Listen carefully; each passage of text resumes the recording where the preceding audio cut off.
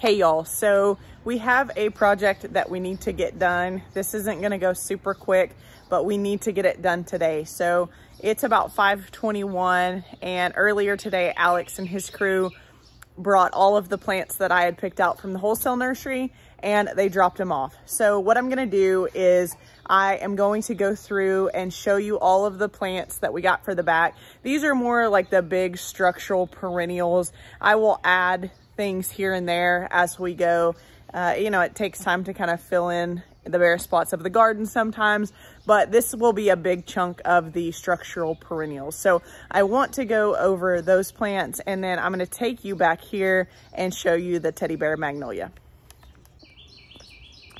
All right, so the placement might look a little bit funky from this direction, but from this perspective, it's pretty dead on, and it hides the electrical pole just a little bit. So that's what we were going for. This is a teddy bear magnolia, zone 7 to 9. So we are on that edge. So hopefully this does well. We plan on giving it everything it needs to do well, but we needed a small stature tree back here because we have the power lines, and the OG&E needs access back here. And if you have a tree that you're planting back here near the power lines, if it's a large structure tree, they'll just come in and chop it. So we wanted to give consideration to that. So this is zone 7 to 9.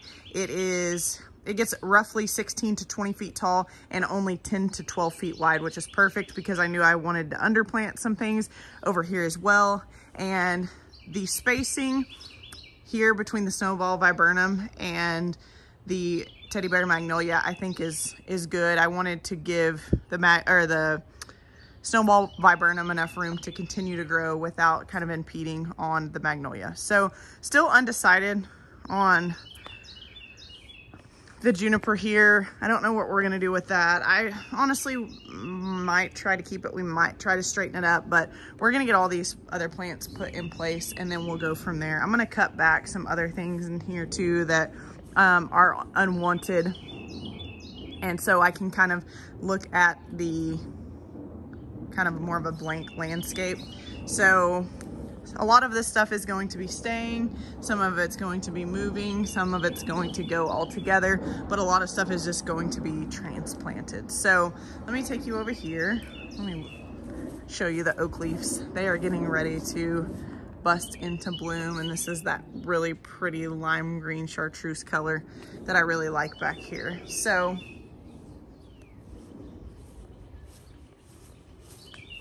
here is the load of plants.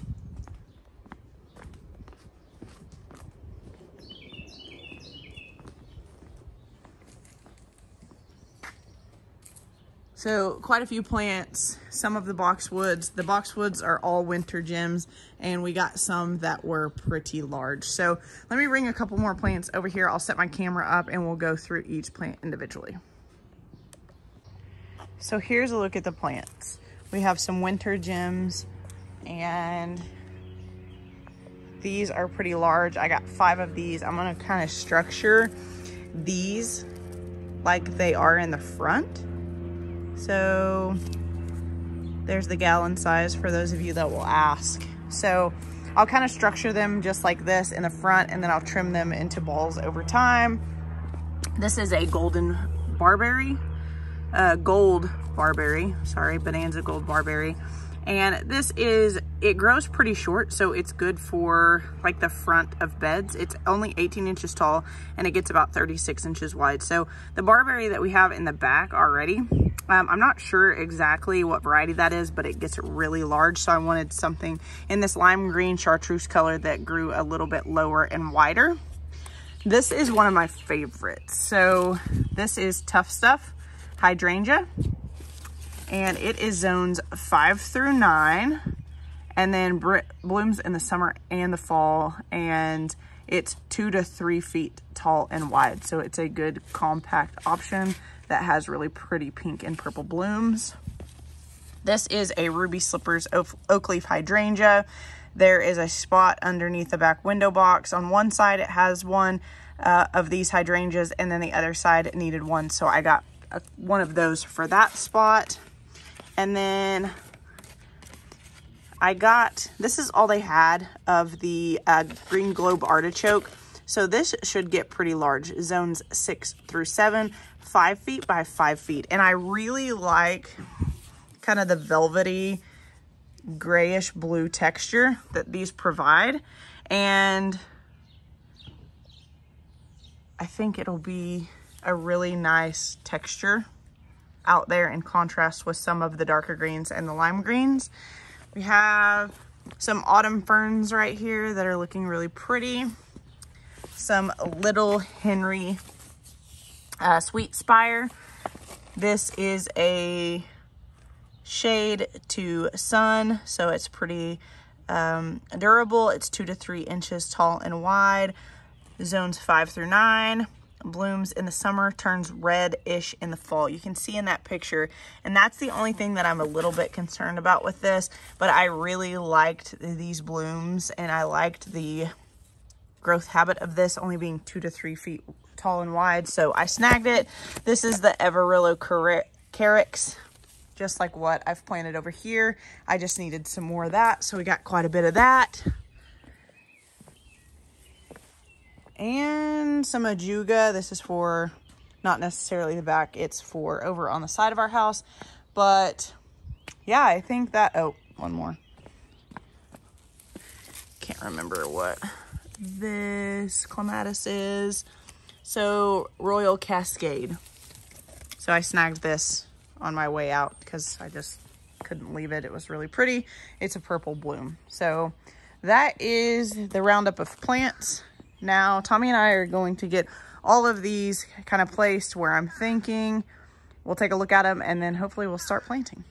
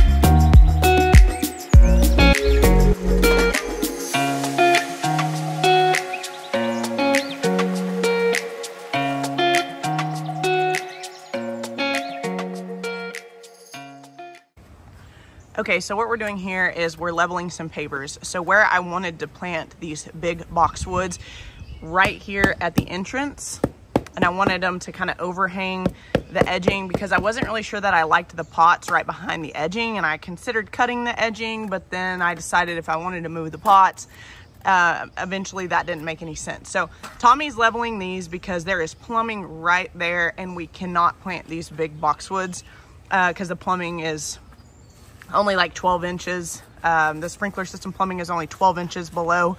So there was gonna be no way. And then if I moved them over towards that side, away from that plumbing, they just didn't look right. They looked off. So that's what we're doing right now. We're going to do that for this side and this side right here. And I have those hexagon black pots, or the charcoal pots, that already have boxwoods in them, but I think I will replace the boxwoods that are in them with these larger ones right here.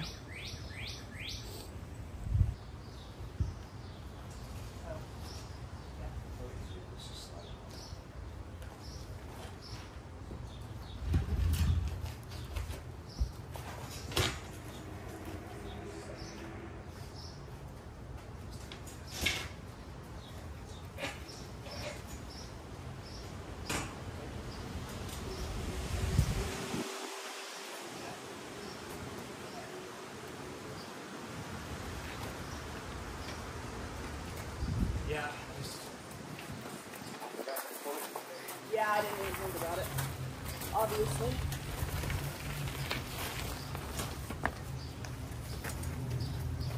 Alright, should be able to... Ready? I kind of got this side. Keep going.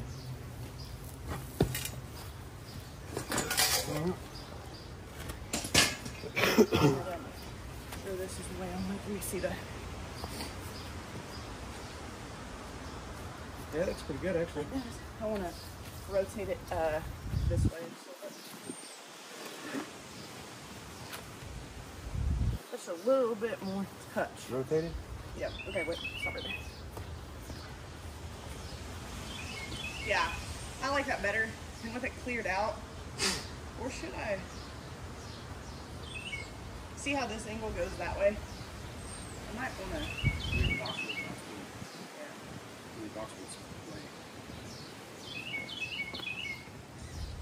These things have angles though, and they look better from certain sides. Let's keep rotating it. Let's put this in the front.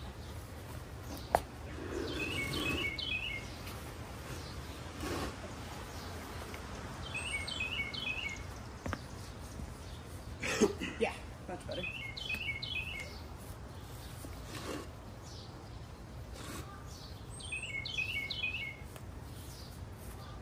Let's screw it up.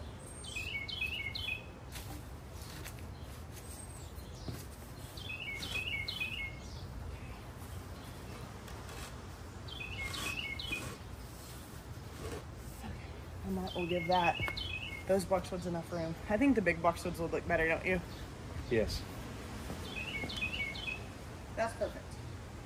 Nailed it. Okay? So let's do...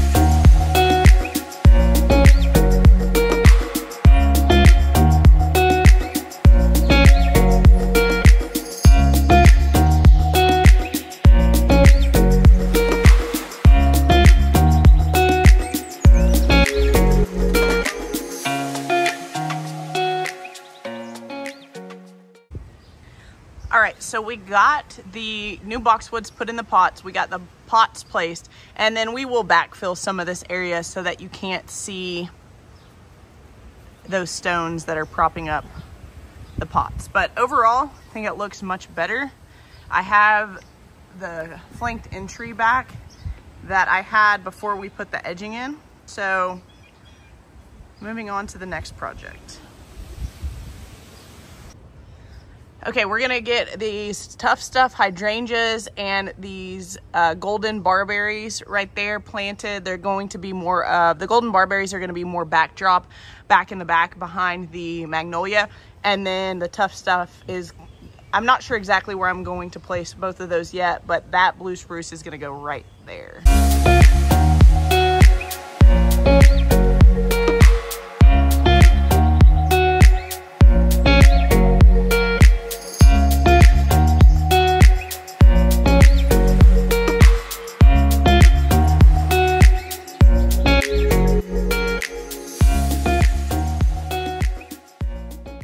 All right, well, we got so much done today. I'm gonna take you for a quick look at everything that we put in the ground today. It is about to storm. We're supposed to have some pretty good rain. You can see the rain droplets behind me probably, but let me just turn around really quick and I will show you what we got done today. We got most of the structural perennials put in place.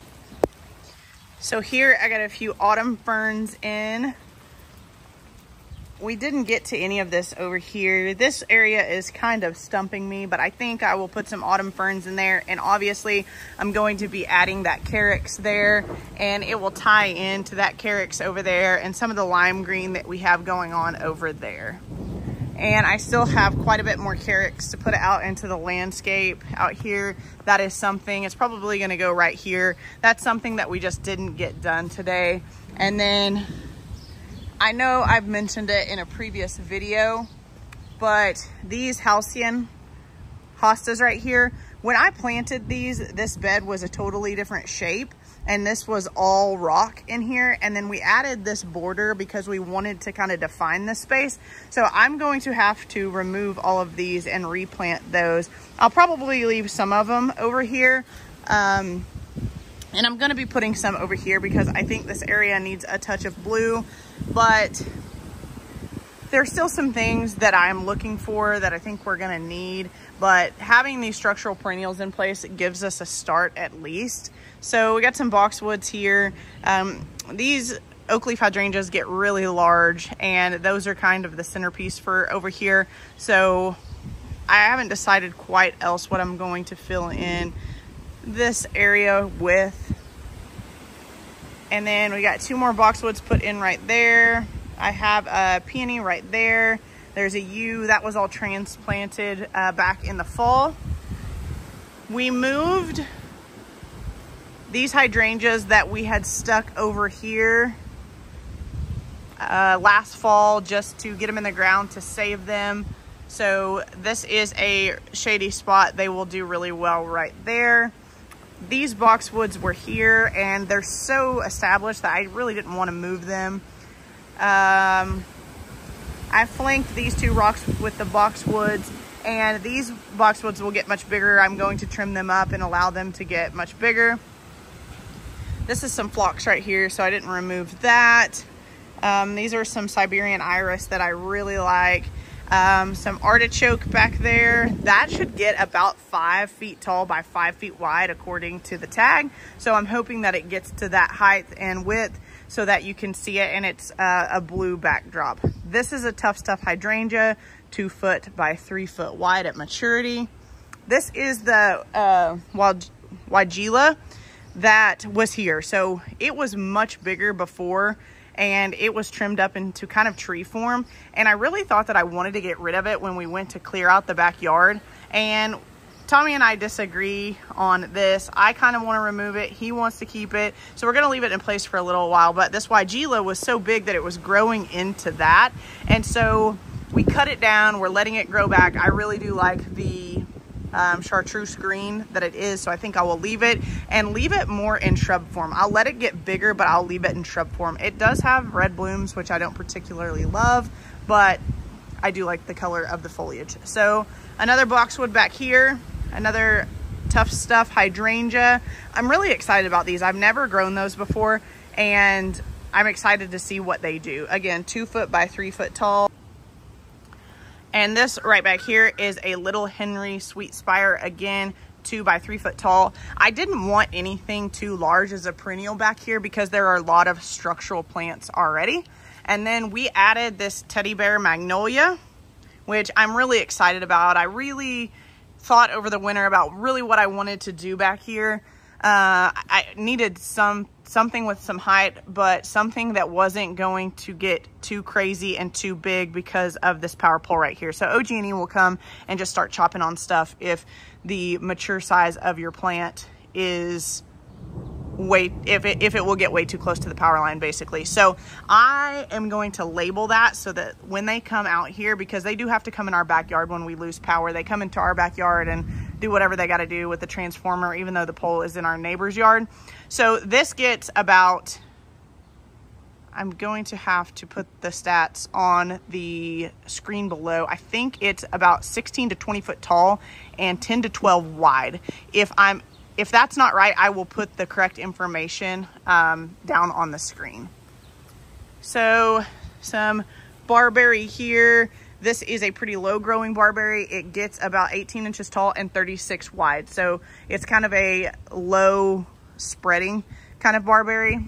And then I have some golden barberry back here. So golden barberry will get pretty large, 4 to 5 feet tall and wide. And so I stuck those back there, and eventually at their more mature height, they will kind of fill in the space and add that missing lime green back here. Again, just repeats Little Henry Sweet Spire, Tough Stuff hydrangea. We removed this last year when we were redoing the backyard. So I trimmed it up a little bit because it struggled in the container over the winter. It's really starting to rain now. But I wanted a little bit of height and some blue back here as well. And then I do want to add in quite a bit of blue here. We transplanted that boxwood back there.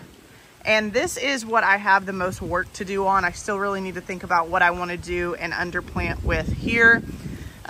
We got the pots put in place and I'm really happy with those. I really need to get those boxwoods shaped up. But as you can see, this was the perfect day to plant because we're scheduled to get like 3 inches of rain. So this was absolutely perfect. I transplanted some peonies that I found back there that I didn't really know were back there. All of the seeds pretty much for the most part are starting to germinate, so I'm excited about that. A lot of them are really small, so there's not a whole lot to see yet. You can kind of see some of the cosmos over here starting to go for it. I did buy some lavender because, as many of you know, this is where our beehive is.